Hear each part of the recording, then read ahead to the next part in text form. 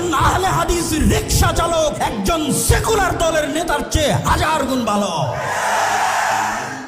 একজন আহলে হাদিস মুচি এবং মজুরি একজন ন্যাশনালিস্ট দলের সেকুলার দলের নেতার চাইতে, ছাত্র আন্দোলনের নেতার চাইতে লক্ষ কোটি গুণে ভালো। অথচ আহলে হাদিস আলেমের সন্তান যখন প্রধান উপদেষ্টার দরবারে গিয়ে নিজেকে আহলে হাদিস দাবি করে, তখন কেন গায়ে জ্বলে? আমি কি নিজেকে আহলে হাদিস দাবি করতে পারি না?